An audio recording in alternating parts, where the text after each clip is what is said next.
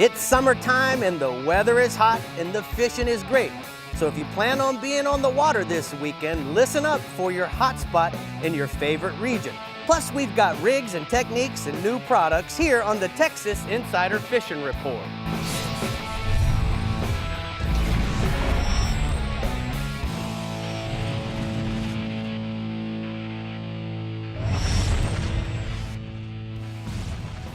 Hello everyone, and welcome back to the Texas Insider Fishing Report. We're full of coast, inshore, offshore, and freshwater knowledge for y'all this week because like he said, it's still summer and the sun is definitely still hot.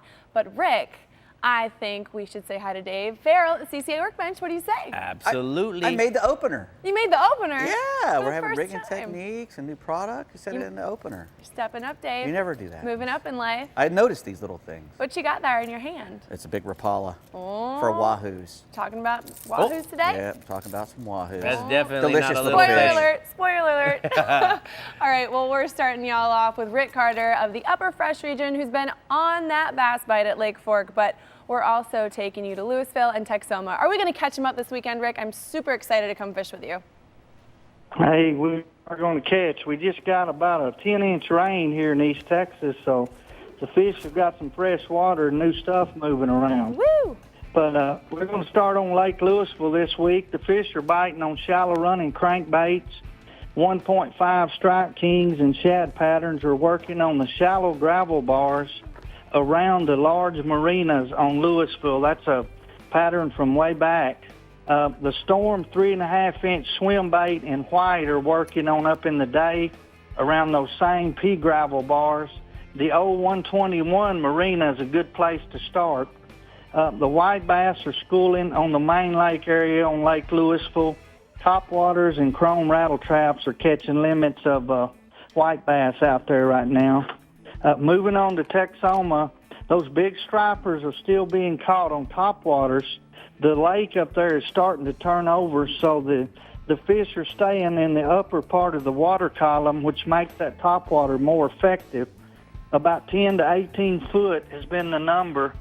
They're catching big ones up there with the Striper Express guys, and they're ready for some fall charters. Look them up if you want a trip on Texoma. Moving to Lake Fork, our fish are starting to leave the deep water spots. Summer's kind of winding down for these shad, and they're following the shad into some of the big creeks right now, the mouth of those big creeks, the short pockets right off the main lake. They're following threadfin shad, the weightless flukes. Topwaters are working also. The smaller spooks and yellow magics are good choices right now. White and chrome pattern on that. Also a little bait, the 3-inch Assassin Die Dipper has a real slim profile with a boot tail, paddle tail. That's an awesome bait right now on Fork. I'm going to shout out to Bob Seeley, our September 15th through the 17th. The Seeley Outdoors is here at Lake Fork. So everybody get ready for that. He's going to have some pre-registration going on also, and that'll save you from lines. So tell me about the photo here, Mr. Rick. That Grandpa Jack Tatum worked for the Sabine River Authority that run Fork forever. Finally retired, and I took him out on a nice trip there. All right, we got to be careful. Your phone's going in and out a little bit, so if we can hold still there, we got you now, I think. Let's talk about Lake Fork crappie. Hey, the crappie are still on, Rick. They're catching large limits by lunchtime. The brush piles, the bridge pillars that are 30 feet or less right now, a light fluorocarbon line and spinning rods. The LFT baby shad and chartreuse white has been catching the limits. All right, tell us about the photo here, Chief. That is Bobby and Nova Carlton from Louisville, Missouri, and their daughter is guide Terry Moon on Fort, so they got to come down and hang out with the daughter and have a blast. All right, I got a couple questions for you. The first question I got, tell me a little bit about what you have planned for Bree when she comes out to fish with you. Man, we're going to hit a couple of lakes here. When Bree's here, we're going to start out on Fort, try to catch us a 10-pounder. And then I think we're going to go to Lake Athens where the Texas Fish Factory is. They got big old giants right out the back door, and we're going to probably try it one morning. And on the way down towards Stephen, it's going to be a blast. All right, well, we're gonna go ahead and get to the hot spots. Thanks so much. We got a little phone difficulty there.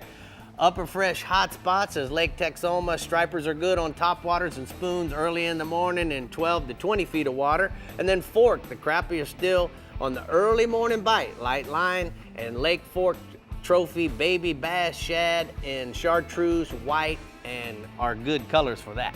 Sounds like you've got a plan for us this weekend. It does. Sounds like fun. Yeah, man, All you're gonna right. have a great time. I am. Staying north, we're headed to the Upper Fresh region with Captain Caleb Harp, who's got plenty of options for you when it comes to the offshore and inshore bite. Hey, Caleb. Hey, Bree. How's it going? Pretty good. Pretty good. Pretty good, Well, that's pretty good. Hey, I'm going to go ahead and start talking about these gas wells. Got a lot to talk about here, but the gas wells in the middle of Trinity Bay have been holding fish since, nearly early June. And even though the bite's been a little slower this year in Trinity Bay versus previous years due to the floods and saltwater stack-ups that we've experienced, there's still some fish on the wells. And those wells in Trinity, that's my favorite style of fishing right there. Each well has its own man-made reef coming off of them from where the production companies drop large loads of shell and rock and stuff down before, they were drilling the well site.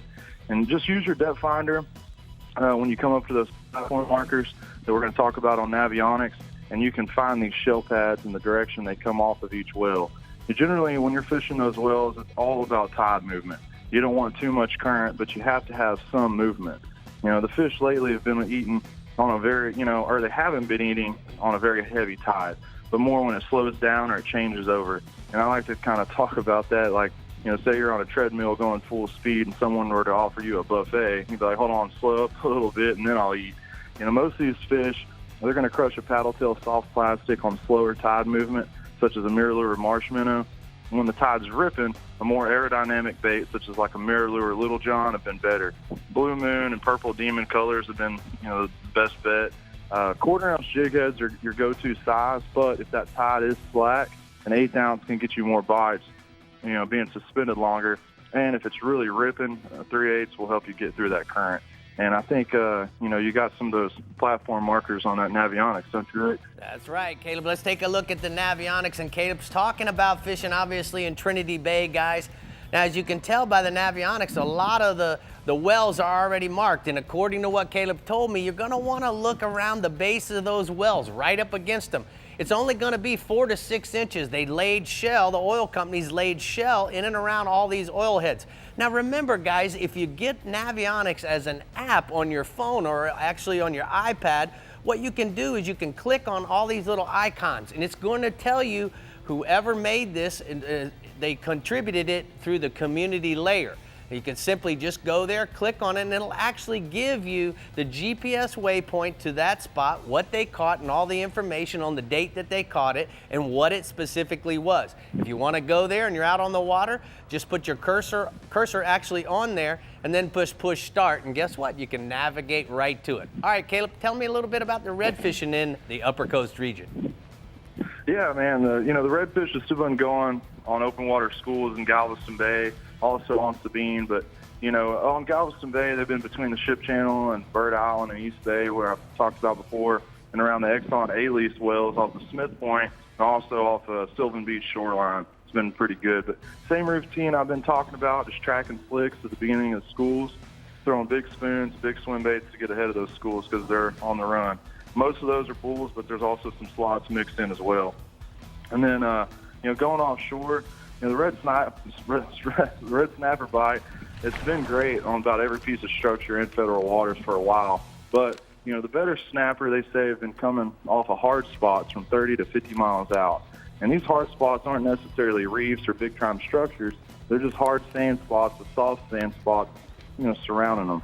The best lure choice has been snapper slappers tipped with cigar minnows. And these snaps have been, anywhere from 15 to 20 pounds right now. And then also the dolphin bite's been pretty good on tight weed lines, anywhere from 14 to 40 miles out of Galveston or Freeport. And most of those guys are catching them skipping ballyhoo behind the boat. No real giant shit, but a lot of bites. All right, Caleb. We're gonna go ahead and take a look. You finish? I'm done, man. All right, man. I missed you. I was looking down. No. I was looking down, and I missed you on the dolphin. All right, we're gonna I go was ahead and take a paying look at the attention. Upper Coast CCA hotspots, inshore trout at Trinity Bay gas wells. The Sun, Oil, and Exxon Sea lease is the dead middle of Trinity Bay, have been good for fishing sometimes, and then soft plastics like Mirror Lure, Little Johns, and Marsh Minnows, and Blue Moon or Purple Demon have been great with a 1/4 ounce jig head. And then offshore, red snappers on hard spots from 30 to 50 miles out on the snapper slappers with cigar minnows. Use hard spots, which are just hard sand spots, and they aren't necessarily reef. They've been holding the best big snappers lately. Welcome back, Rick. Was that a good weekend you just had? Yeah, man. Yeah, man. It's a weekday weekend. Yeah. Okay, let's head to the Middle Fresh region next. But first, it's Dave Farrell's time to shine at the CCA workbench for some rigs and techniques. What are we rigging up today? Well, it's, Wahoo likes shiny things, so Ooh. we're going to talk about them as well. And they like shiny stuff. All this stuff is gaudy, as you can see, and the gaudier it is, the better they like it. So Well, they aren't the only ones who like shiny Wahoo. things. Yeah. I do too. We'll be right back. The Texas Insider Fishing Report is brought to you by Yamaha. Reliability starts here. The American Fishing Tackle Company. Precision tackle and performance clothing since 1958. Guy Harvey, marine wildlife artist and conservationist. Navionics. We start where the road ends. CCA Texas, a leader in marine conservation. And Okuma, inspired fishing. Meet the water's lightest 25 horsepower four-stroke, the all-new Yamaha F25, the new standard and 25 horsepower portable four-strokes. At just 126 pounds, it's got the best power-to-weight ratio of any 25 horsepower four-stroke on the water. With performance that bests the previous Yamaha F25 and features like Yamaha's VTS for precise trolling speeds, batteryless EFI, built-in resting pads, and carry handles, it's the perfect portable power for small boats. Remember the glory days of gasoline? It's just not made the same anymore. Kick your gas into gear with StarTron. Pump up the performance in all of your engines. Cure the problems of ethanol with the power of enzymes. And maximize your mileage every time you drive. Kickstart your engines with StarTron.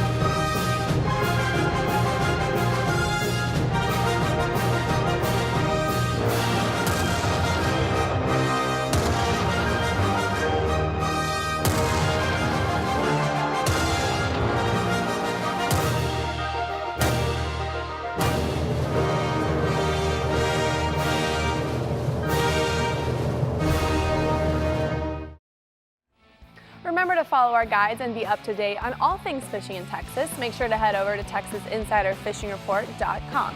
You can catch all of our shows on our YouTube channel too. Remember to like us on Facebook at Texas Insider Fishing Report and follow us on Instagram at TipperTV. Also, don't forget to send and tag us in your Fishtastic photos and videos. But now, get ready for Rigs and Techniques.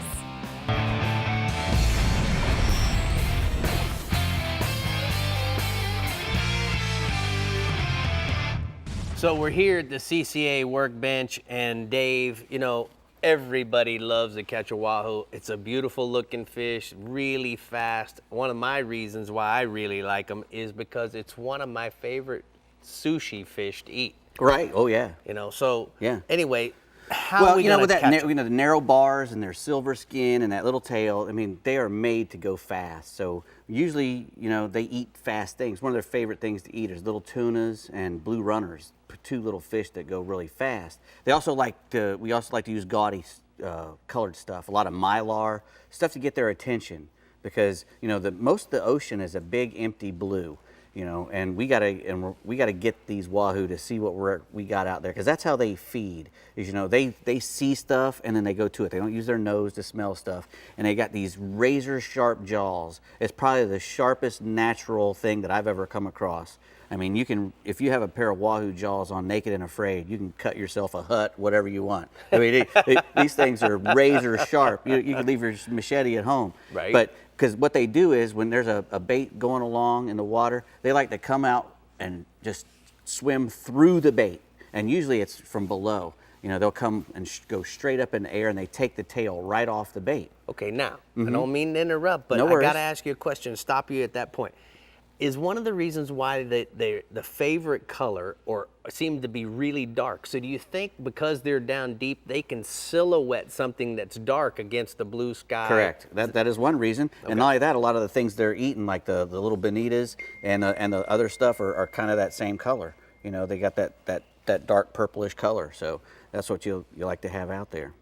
All right, so what are some of the lures that we're using these days? Well, we got, you know, a lot of guys will use these kind of lures, you know, a tube, a jet, or something like that, that'll go straight and stay in the water, you know, but that's what you want. And you also, a lot of times when we try to go fast, we'll use a big trolling weight.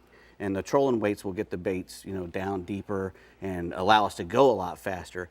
There's two different ways to think about it. You know, a lot of guys like to do the high-speed trolling, and that's when you're going 12, 14 knots, and that pretty much eliminates just about every other type of fish except for wahoos, you know. Right. But so I like to go a little slower, but if you're going to go real fast, you have to use things like trolling weights, or even a planer. You can't troll as fast with a planer, but if you have a downrigger or a big trolling weight, you can get down deeper. So the reason why they've got the steel cable through the weight, Dave? Mm-hmm. Well, in case he comes and eats the weight.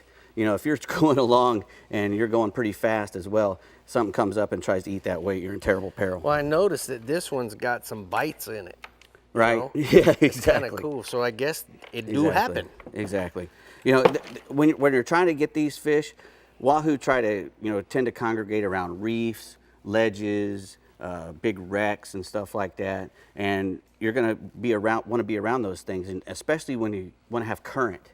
You want to have a really good current coming across there, and most of the time those fish will be behind that object, behind it. You know, with the current going this way, they're going to be behind it. So, but a lot of times they won't bite if you keep going straight across them. You have to start, you know, coming at all different angles, and until you find the way they like that bait coming across that structure. And once you find that spot, pretty much every time you go across there in that same direction, and they're, you know, swimming with their heads into the current, boom, boom, boom, and you just keep going around and making that same thing. And if you're not if you're not liking to use lures, you can actually use live blue runners and stuff like that.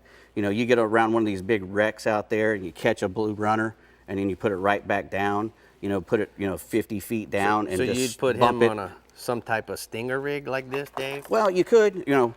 I would use a live bait and put it through a bridle, you know, and put it through his nose, just like you would for a blue marlin or something. And then you could put a stinger on it. Okay, You could put a stinger on it back there and let him swim with that. If you give him enough slack so that he can come up and take the tail off that blue runner, because that's what he's going to do. Cut a propeller off. He's going to try so he can't swim off. Yeah, and when that happens, if you just go ahead and drop that bait back, even if you're trolling a lot of times, when you have one of those wahoos come up and slam one of these plugs or something, and he doesn't stick, you know, he's not pulling drag immediately, drop it back. Because he thought, oh man, I came and nailed that thing and took its tail off, and he'll swim back around and try to get its head, the rest of the bait. And if it's still going at 8 knots this way, he ain't gonna find it, because he's gonna circle around. Hey, where'd it go? He's still going. Right. You know. So a lot of times with those baits, and even with the plug, if you start dropping that sucker back immediately, as soon as it gets that one slam like that, it's usually a vicious strike. Yes. Big slam, and then nothing.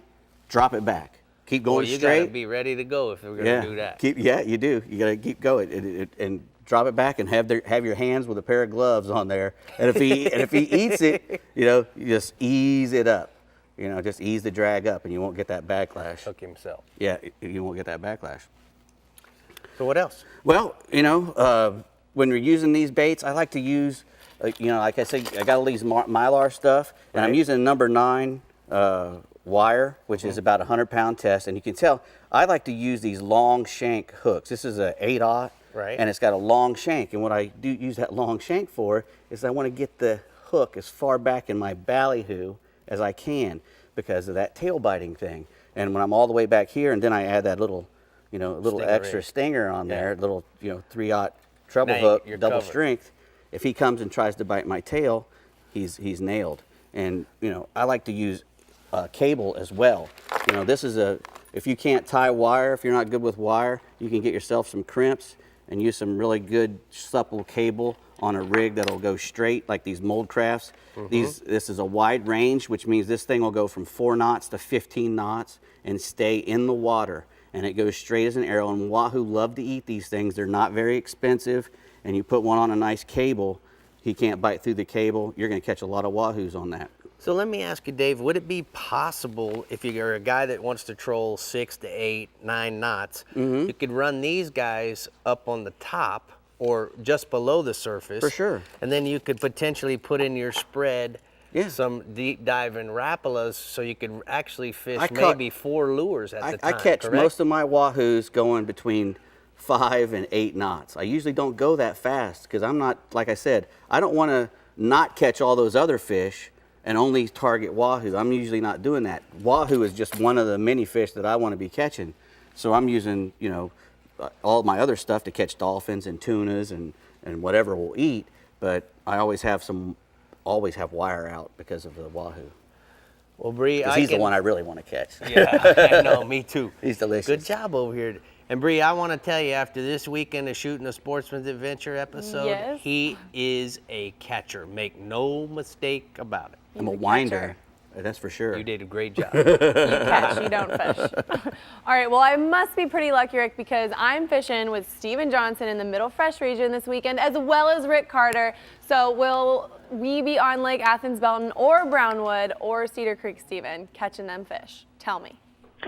Well, we're probably just going to stay right here pretty local to my house instead of running all over. We're probably going to fish Toledo Bend and Sam Rayburn while you're here and kind of get a little mix of some crappie fishing and some bass fishing. And, you know, hopefully we're going to have some of that good topwater action we've been talking about the last couple of weeks. But we really had a bunch of reports come in this week. We're going to start over at Lake Athens.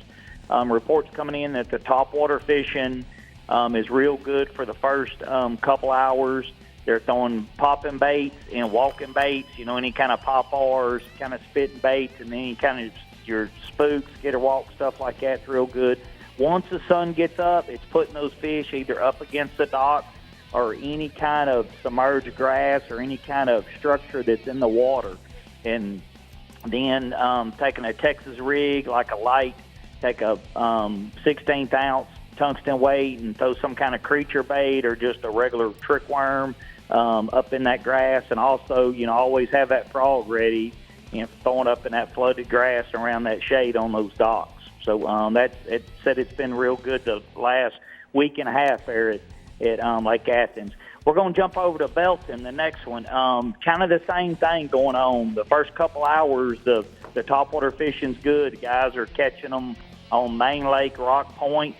And one thing about Belton, as you go up the river, you can work the shade. As the sun comes up, you can, you know, jump over on the other side of the river and fish the shady bank. So it's kind of a good deal there at Belton. You can really get, you know, about an hour and a half longer throwing that topwater at Belton than you can several other lakes. Now, once that sun gets up, the guys are saying they're backing out, taking a Texas rig and a Carolina rig, worm or some kind of small French fry, fishing from 12 to 20 feet.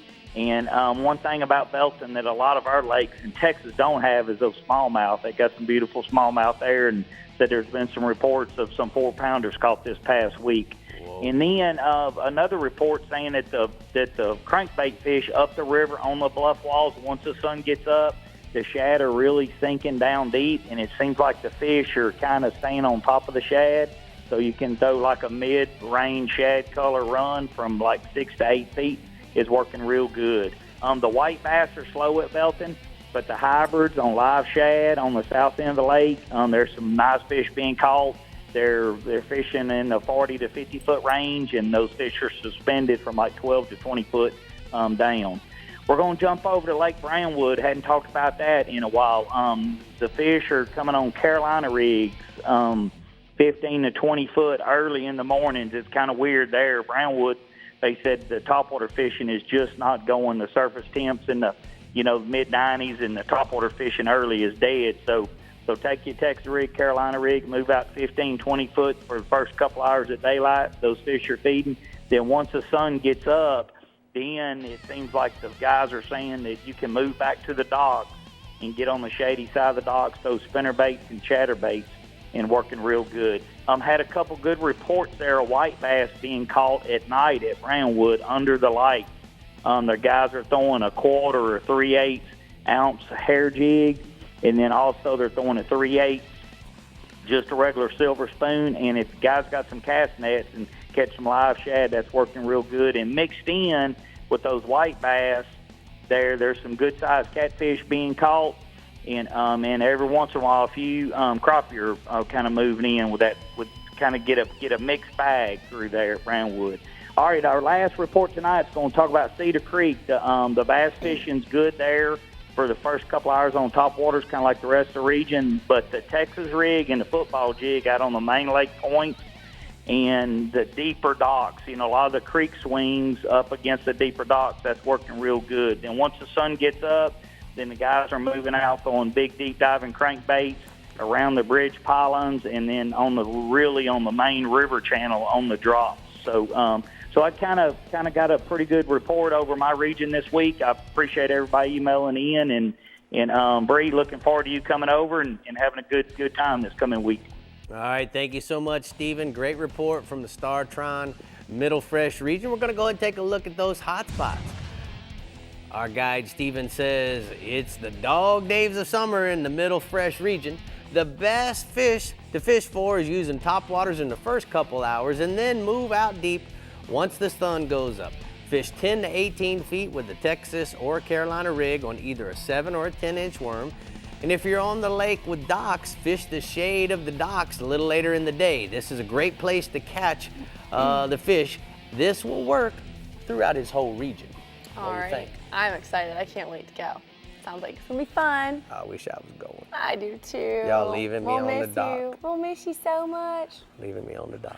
Okay, well, this is a concert you're not going to want to miss, Rick. The 6th annual CCA Texas Concert for Conservation will be held on Saturday, September 9th, 2017 at the Sam Houston Race Park. This year's concert features Eli Young Band, ooh, my favorite, Roger Krieger, Reckless Kelly, really good, and Ray Wiley Hubbard. Tickets are available online at ccatexas.org or shrp.com. Purchase your tickets today and don't miss out on a great evening of music, fun, and of course, conservation. CCA, the leader in marine conservation and habitat restoration. What's up? How come we ain't You got a going to that? question? I don't know, but I really want to. Reckless Kelly's one of my favorite bands. Well, maybe we should go. I'll call the boys tomorrow. You know CCA. someone? I know someone. All right, well, let's do that. Okay, hang in there, guys and gals. We're headed to the Middle Coast and Upper Fresh region next for your weekend report you won't want to miss, only on the Texas Insider Fishing Report. Do you know The Reckless Texas Insider Fishing Report is brought to you by Contender Boats, performance through innovation. Bass Assassin and Saltwater Assassin, the best lures, period. CCA Star, fishing fun for giant prizes and scholarships. Costa Sunglasses, see what's out there. Power Pole, swift, silent, secure. And King Sailfish Mounts, www.kingsailfish.com. At Yamaha, reliability is a family tradition. Meet the next generation. 4 new advanced technology-inspired inline 4-cylinder performers. Bred from the reliability and boater satisfaction that is part of Yamaha's DNA. They prove that when power gets lighter, faster, stronger, and smarter, boating gets even better. And more satisfying for boaters like you.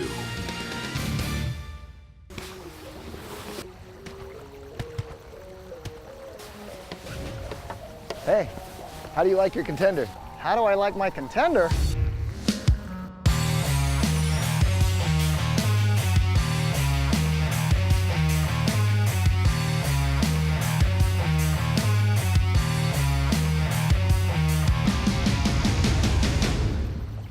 What's not to like? Dude, I just saw a contender, and man, I gotta give me one. As close as you're gonna get to a sure thing for catching billfish is Guatemala. They're here, man. This has been a 20-year run, buddy. These things haven't left. There's no cycle.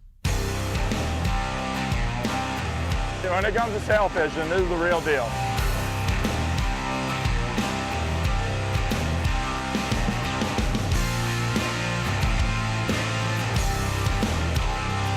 The amount of sailfish here is ridiculous.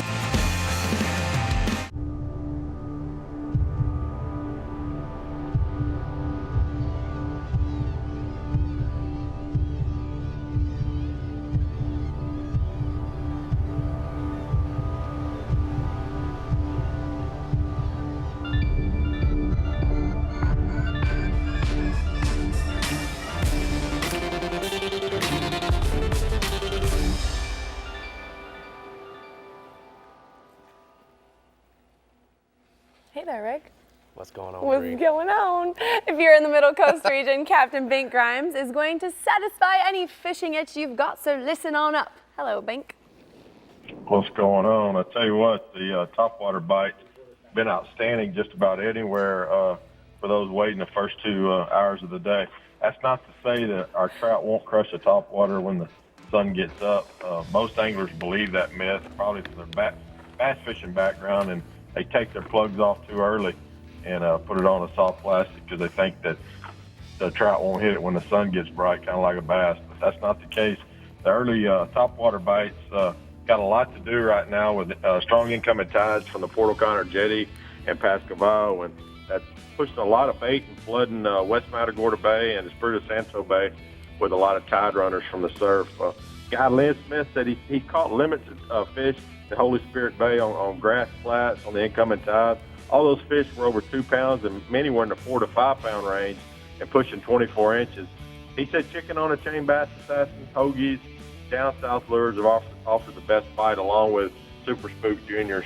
There's lots of big trout being caught and released in East Matagorda Bay this week, waiting or drifting. Our winds kind of return this week, and best catches have come on live croakers. But when it's forecasted to go calm this weekend, so we're going to get them on topwaters and bass assassins. Around Palacios, deep reefs around the sunken shrimp boat in Coon Island produce trout on live shrimp under a popping cork, and that Half Moon Reef keeps producing for solid fish as well. Don't forget, when you get a north wind, don't forget about Turtle Bay and Karankawa Bay up there. They're really good when the tides swell, and a lot of waders have been getting them up there on topwaters and live croakers on the edge of the reefs. The surf continues when you have light winds. The bite along the beach has been tougher on artificial, but right now, as hot as it's been, live bait's been the best thing to trout to 4 pounds in the first gut. A lot of sharks on the beach as well right now, so watch out for them. Photo there is a Matagorda surf trout there, about 8 pounds, caught while drifting. So there's some good ones out there, just like in the East Bay. I'll go to Triple Tail. Man, when we get light winds here in West Matagorda Bay and all that bay's green, in August, and it's given us a good chance to chase these triple tails. The buoys and the channel markers along the intercoastal waterway near Palacios are running all the way to Port O'Connor as a potential triple tail hotspot, and because those fish come right through the jetty at Port O'Connor and flood our bay. There's fish 25 pounds there. Many of those triple tailers, they like to keep it quiet for fear of too many boats out there, but it's been happening. Let me tell you, the preferred rigging method is live shrimp under a popping cork and burying the leader at 2 to 4 feet. I have caught them on bass assassins out there. Pitch it right to them in front, and they'll eat it. Good boat driver's a must. As soon as you hook up on one, you got to get him away from that structure because they're going to try to wrap it around there like a good tetherball player. So it's one of the tastiest fish you'll eat, and it's not really targeted a whole lot. It's kind of a specialized fishing, but it's a lot of fun. We'll go to offshore kingfish in Matagorda. Captain Michael Quebeca said all the kingfish, they're all over the place from the jetty all the way out to 200 foot of water. He's been trolling blue runners and Rapala X-Raps around the shrimp boats. Water temperatures up in the 80s and tides emerald green. A lot of those smaller fish, smaller kings are coming just off the beach. And some of the pluggers that are plugging the jetty there at Fort O'Connor and Surfside kind of been surprised at first light on top waters because there's been some kingfish to 20 pounds come up and blow up the top water and start the rodeo. In Freeport, guide Mike Segal said his kingfish bite's been good in state waters on sardines, and he's found those larger kings in deep water around the Gulf shrimp boats while trolling. And he said a lot of Spanish mackerels hanging around too. And then we got the blackfin tuna. Offshore blackfins they're following the Gulf boats. They're about 180 to 280 foot of water out of Matagorda and Freeport. Most of the captains are freelining ribbon eels and checking behind boats as they chum their bycatch. Most of the fish have been in the 30 to 40 pound range. There's also a lot of other variety of species out there. It may be a tuna, it may be a king, it may be a dorado or a wahoo behind those shrimp boats. There's a lot of shrimp boats out there right now because a lot of the other states, Mississippi, Alabama, they come to Texas when our Gulf season's open. So there's just a lot of boats out there right now, and that's the beauty of August in the Gulf of Mexico. All right, Bink, thank you so much. We're going to go ahead and take a look at the hot spots from the Middle Coast region. Inshore, trout wading sand and grass flats in West Matagorda Bay around Greens Bayou. Tom and Jerry is good on Super Dupa Spooks Juniors and Bass Cess, Sheep Pups, and Live Croakers. Tom and Jerry. I just reverted back for a second. Oh, not ice cream. And then, yeah, exactly. That's Ben and Jerry's. Offshore kingfish are good while trolling shrimp boats in about 200 feet of water with ribbon and deep diving lures like Rapala X-Raps. Well, you're thinking about cartoons and I'm thinking about ice cream, so I know. Well, we need to be thinking about fishing. Yes, okay, we do. Lake Falcon and Somerville are still fired up, so if you're in the Yeti Lower Fresh region, Matt Reed's got the goods. Hey, Matt. Yeah. Hey, how's Bree? Just thinking about ice cream, you know, Ben and Jerry's. I bet Matt knows about Tom and Jerry. Fish food, right? They've got fish food. Food is a good thing. You can look at me and tell. So, I mean, tell us what's going on in the Lower Fresh region there, Matt. All right, let's start off as I always do with the largemouth bass. Lake Falcon down south, that's my baby. I mean, the bass have been biting really good. They're biting the big crankbaits and soft plastics on the rock ledges and the house foundations. The Zuma Z-Boss 20 crankbait in Moon Glow is my number one color. The School Bus color's been my number two. I'm also throwing a Zoom Magnum Trickworm and Plum Apple on Carolina rigs on those same rock ledges to get a lot of numbers. I'm getting most of my bigger fish right now on the crankbait, but you catch a big one every now and then on the Carolina rig plastic, and it's giving up, you know, a lot of numbers that way. They'll also bite a big worm on a head turner stand-up jig head, just oversized shaky head. You know, just by the way, I've got a few days open between August the 23rd and September the 3rd down there. I'm looking forward to going to bust me some more big ones. Brian Cotter sent me a report from Fayette County. Fishing is still really good there. They're catching a lot of numbers on crankbaits and worms in 10 to 25 feet of water. Early, they're catching them shallow in that 4 to 8 foot range on the outside of the grass. But the most of the bigger fish are in that deeper water on the main lake points and drop-offs, catching them on crankbaits and big soft plastics, Texas rig. Crankbaits are better in the bluegill color right now.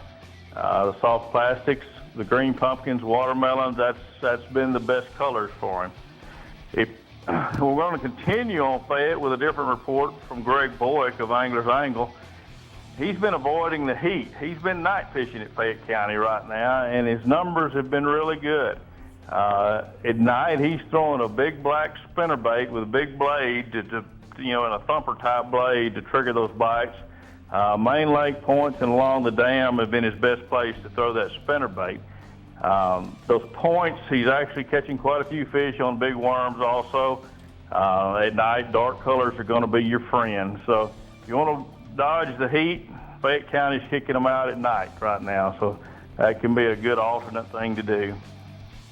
Moving on over to Lake Somerville, Man, that thing's been on fire all year. They're still biting pretty well over there. They're on the main lake points in 15 to 20 foot of water. Get you a big crankbait or a football jig. And the best thing, before I ever fish a deep spot like that, I'm going to look on my Low Ranch electronics and I'm going to see those fish before I turn around and throw at them. Man, you can eliminate a lot of wasted time. Back in the old days with our electronics, just because you didn't see him didn't mean he wasn't there. Now, with the good stuff, with the Low Ranch stuff, if you don't see him, he's not there. Don't waste your time. Go to the next point and look for him. That'll save you a ton and catch you a bunch more fish. All right, tell us about this. What I've got there is Craig, a customer of mine, with a big old crankbait fish from Lake Falcon a little while back. Looking forward to getting my hands on a few of those next week. All right, Matt, tell us a little bit about the catfish. You got some? I got a little bit of that. Lake Somerville, the catfish are biting well on the upper end of the lake. Most of those are in like 15 foot of water. You're catching them on dip baits, dough bait type stuff. If you really want to improve your odds, get you some sour grain and bait that area. Limits are very possible, so that's always a fun way to fish and a good eating fish. So get yourself to Somerville and catch you some of those catfish. All right, my friend, great report from the Yeti Lower Fresh region. We're gonna go ahead and take a look at the Lower Fresh hotspots. He said Lake Falcon. The bass are biting well on the rocks and ledges and house foundations on crankbaits and soft plastics in 8 to 18 feet of water. And then Lake Somerville, the catfish are biting, dip in about 15 feet of water on the upper end of the lake. Okay, well, Rick, it's that time of the show where we only have one more region left, and it's the Lower Coast region. Of course. But we also need our Dave time. So when we come back, we're headed over to the CCA workbench for some new products. Dave, we're going shopping? Yes, we are. We got some For new what? colors from Bass Assassin and really cool tackle box from CCA you can pick up at Academy. Oh, very nice. Yeah. Well, can't wait to see what else you have and more when we return. The Texas Insider Fishing Report is brought to you by Maverick Boat Group, makers of premium boat brands Maverick, Hughes, and Pathfinder. Rapala, catch the latest at rapala.com. Yeti, built for the wild. Building Conservation Trust, CCA's National Habitat Program. StarTron, cures and prevents ethanol fuel problems. And Casa Vieja Lodge, 5-star angling in beautiful Guatemala. The ultimate predator has evolved again. Now, Yamaha VMAX SHO Performance is prowling the waters in 4 hungry, exciting new models. With their 4 valves per cylinder and double overhead cam fuel-injected design, these advanced 4-stroke predators are taking performance to a whole new level. Vicious, lean, efficient. VMAX SHO. The pack is growing.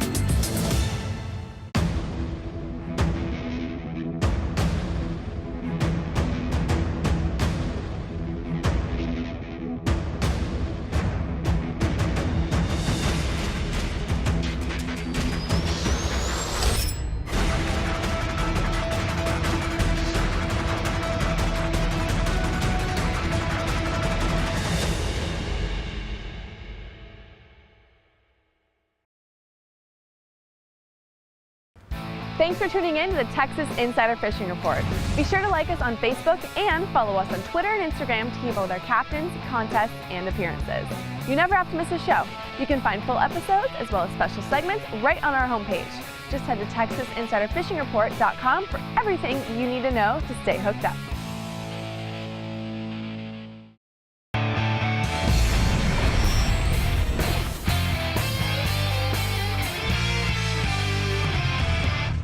Hi, I'm Robert Shamlin with JL Marine Systems with your Power Pole Tip of the Week. Last week we talked about the Sea Monster advanced features that are built into all the Power Pole products. This week I'd like to talk about the Sea Monster app. Go to the marketplace, download it either for your iPhone or Android system, and it'll unlock all of the customizable features only available through the app. It also has a feature of diagnostics that you can email directly to our tech support department in case you ever have any issues. In addition to that, you can upgrade to the latest software So you're always at the latest version of our software with the latest features.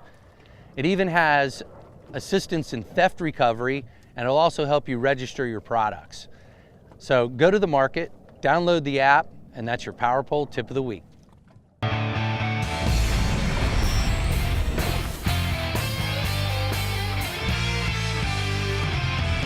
So Dave, we're here at the CCA workbench. We're going to Yes, be sir. talking about new products, and I see we got a lot of color laying out here on the wood. The Little Boss from Bass Assassin is their saltwater bait for, really good for trout and redfish and whatnot. And they just come out, they had some new colors a little while ago, and now they've got a whole new brand new batch of brand new colors. So this is some of them right now. That's the molting one and the chartreuse toad. I love the names of all these. I really love You like that the green? color. Yeah. I like the color. I do like too. it. Green, And green. I like this one actually. This is my favorite one up here. Well, these probably this one and this one. I like the black shad and the red gold shiner. I know a lot of people like the electric chicken. It catches a lot of fish. Great Texas color. Catches a lot of fish, and and they also have a golden bream. Golden bream. Brim. Golden brim for the win. I like to That's say what bream. we say when Oh, we're yeah? fishing in the tournament. The golden brim for the win. Golden brim for the win. Well, there you go. There. Anyway, these are all the brand new Little Boss Bass Assassin colors. Good job, Cool Bass stuff. Assassin. Very good. All right, this is a cool little thing. This is from Robert Coxley, New Concept Lures, and I got several guys calling me and telling me about this thing, and it's called the Butterfly Shrimp, and it's a 1/4 ounce little bait, and they say this thing catches everything. They catch bonefish on it, snook, tarpon. It's made for real skinny water, and it's got that little spinner on there, a little rattle, and he says you make a long cast with that thing and clip, clip, clip, and everything likes to eat it. It comes in a lot of different colors. Comes with two little rubber shrimps in there to go on it. A bonefish will eat it. I don't doubt it. They were catching them in the surf in Dania the other day. I saw my buddy Kwanzaa was. Well, I wonder if they're going to catch bonefish in Texas. I don't know. But it'll catch them. If they find one up there, it'll catch them. But that's a snook, and redfish will eat it as well. Yeah, man. So I bet a trout will eat it too. Trout, just about anything. Flounder, bouncing along. That's what I want to try it for. Actually, I was wanting to try it for some flounders recently. I like it. This is a new Super Glow trolling plugs from Jimmy Jigs. Jimmy Jigs with one M, Jimy. And they come in different sizes from 8 to 8 ounces to even little ones like 1.5 ounce like this. They're called the Super Glow because they all have a little bit of glow paint on them. Real fine paint job they put on these things. Fine. They do a really good job, and they put 3D eyes on there. Always have a little touch of Mylar. Talking about wahoos earlier, you put a ballyhoo behind one of these things, it's a no-brainer. You could probably also put just a regular hook behind them and jig them. Oh, I like this red and white. They This is got a the red Christmas one. color. And they also got a mackerel one here, I think, if I could open it. I probably won't be able Look to. at this Christmas color. yeah. I like red and white. That is Yeah. hot looking there, See, man. I'm more of I like that one there. You're To me, that's it's mackerel You're a color. traditional fella. And if or I was- maybe even a little Dorado. don't Yeah, you think? exactly. With that green and yellow. Yeah, that would be perfect for wahoos for me, actually. I like it a lot. Jimmy Jigs, like I said, they got those large 3D eyes. They got a really wide hole in the back. So if you're wanting to put ballyhoos in there, the whole face fits right up in there really nice. Yeah, man. Which is always a good thing. You don't have that beak, little bit of beak pounding up against there. Makes it really I think ride we need well. to get some small of these. I mean, really small, like smaller than this. And we need to put them for earrings for Bree. No, I don't have a blue one too. Very Yeah. cool. Oh, here we go. JimmyJigsUSA.com. Tell me about the bag. All right, well, this is a new CCA Deluxe Tackle Bag. You can get them at Academy. They have this new program, Think Red, See Blue, where it's helping out. If you go to the Academy and buy the CCA red stuff, it helps out the ocean. And a little bit of the portion that you spend on this stuff goes to CCA. And, this is a really good bag. It's, made out of real heavy-duty 6,000 denier, ripstop stuff. It's got 3 boxes, and it's enough to hold 3 boxes inside. This is the special box we're going to talk about in a second, but it holds 3 full-size boxes in there. Whoa. It's got, really good toolbox areas all the way around, adjustable straps, on the top and the bottom. And like I said, you could also go ahead and try to get one of these little flambeau boxes, buy extra, because I like to have waterproof boxes. We could have used the waterproof box this weekend. We ended up dumping a bunch of salt water in Randy Towell's boxes. Yeah. And if we'd had one of these, we wouldn't have had to worry about that, because this also has rust stop inside. Right. And these little tabs that are in here. Yep. And it's got that O-ring on the top as well to keep the water out anyway. Right. But these little things here keep stuff from rusting. Yep. So it's always, they smell, don't they? No, that's good. Yeah, it's good stuff. But anyway. Good job. CCA, Flambeau. CCA, you can find all this stuff at Academy, At Academy guys. Don't Sports. forget. Not to mention, Rick, it's all red. Yeah. Which I know you love. And if y'all couldn't tell by now, It's he loves going red. home with me. From what I hear in the Lower Coast region, the fishing is on. So listen up to Captain Chad Kinney for the offshore and inshore skinny. Oh, that's what happens. Hi, Chad. Good deal. Yeah, I'm going to start with the inshore first, like normal. The Lower Coast, the jetties down here, still Port Aransas, Port Mansfield, South Padre Island, they're producing trout and redfish on the better conditions. When the wind's 5, 10, 15, it's fine. But, if it's really starting to crank, which we get a few days happening once in a while like that, then it's a little bit more difficult. But look for bait balls also with the Spanish and king mackerel mixing around there around the jetties with them. So on those trout, they're showing up around there like they're on the jetties, and it's there's a few on South Padre, but live bait's still consistently producing the best there. Free line croaker, piggy perch. If shrimp's available, it's also working really good. If you got the shrimp, you can use the pop cork or the longer leader, maybe a little split shot on it to keep the stuff out of the rocks. If you're using those live bait, go with a little heavier shock leader there. Go with 50, 60-pound shock leader to get target those trout on there. They're going to be close to those rocks. And the best thing is hit those fish when you can on the tidal boom. And I like it best when it just gets slack and it starts moving out. That's when usually the best fishing is for me. When it's completely stagnant, you're not going to do too good. And if it's running out 3-4 knots, then you guys are going to have to just wait until the tide changes. But also you can try some good soft plastics, saltwater sass or anything else like that. Since you're by the jetties, go ahead with a bigger jig head. Use about like a 3/4 ounce jig, and that'll work well with that. The redfish are also around the jetties there, holding pretty good. You can try some scented baits with 3/4 ounce jig head, or use the same thing in the live bait. Use a live mullet, dead cut mullet. Some crab works well for some bigger bull reds there. Live piggies and croaker are also still doing real good. Same thing, 50, 60-pound shock leader. Put maybe like about a 5 to 7 odd tail hook on there. Works really good. And the bait balls up here, which have been pretty consistent now, they're going to probably be good all the way through here October. So if you see some of those, you want some really good action, try some like rapid little skitter walks on top. And take some wire leader with you to make sure in case the Spanish mackerel there or kingfisher there, you start getting broken off, just go ahead and tie up some good wire leader, or even use some big silver spoons, something like that. And you'll have a heck of a morning, have some fun. So moving, I got a redfish picture there. We got a nice 38-inch redfish that we caught and released there. Man, that's a nice. I love you in the AFCO, man. You're looking sporty. I love it. I love I'm getting there, and you can notice in that picture too, it's flat calm, so we get some nice days, and that's when the fishing's even better. So it's hitting. So moving to the blue water there, we're getting some blue water getting closer in the shore, and it's going to continue to get better all the way through October here. So I'll keep you all posted. But deep shrimp boats, there's been plenty of blackfin tuna, some wahoo mixed in there, dorado, and keep an eye out for temperature changes and rips. When you're going to those areas, look for productive areas on there in case you see a temperature change rip or anything else. Make sure you stop and try those. And close to the shore, there's plenty of kingfish action around structure and stuff, and it's really going off. So if you're looking at that, starting with the kingfish, we got tons of them out there going 15 to 50 pounds. Try some Rapala divers, of course. Anything silver with color like that, anything flashy, those things are going to strike on, when they see it coming by there. And for the guys that like using bait, if you have live bait, it'd be great. If you have some blue run or something else like that, lots of times out here locally we don't have access to that, so ribbon fish works great. Free line on a balloon or just out to the back works great. One little trick I like on the kingfish, guys, set your drag lighter than normal. Not too soft where the bait, the Rapala is going to take it out, but set it towards those kingfish are going to hit, really, really fast speed. So when a drag hits, you don't want to pull those hooks off. They got real soft sides or anything else, and if you don't hook them in the jaw, you're going to pull the hooks on them. So that'll help you out for landing a lot more kingfish if you're looking at that. Moving over to the deeper stuff, I said those shrimp boats out deeper. It's been phenomenal. It's just tons of action. If you're going to go fish, go between now mid-October, it's going to be on. Look for those shrimp boats in 150-foot plus water. Same thing, hit the divers, raffle divers, try some cedar plugs for targeting the tuna, the wahoo, the dorado, the bonita. There's plenty of fast action out there everywhere. See what they're hitting on best on those tuna. Sometimes it's cedar plugs, sometimes it's the divers.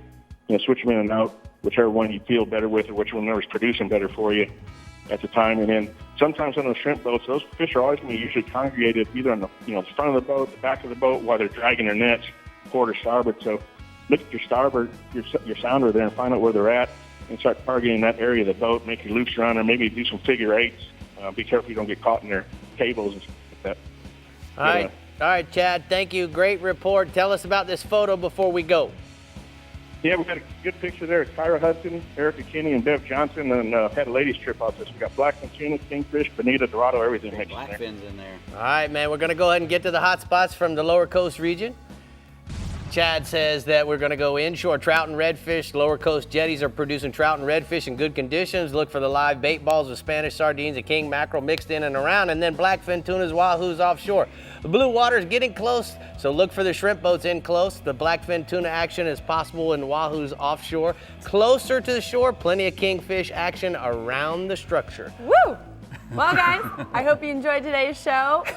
It was What's she so excited about? We're so excited. We're so excited. We were running out of time. Well, I'm going to have some fish stories for y'all next week from Rick and Steven. I've always it's got going to be 'em. super That's gonna fun. be big. He's always got them. We'll see y'all later.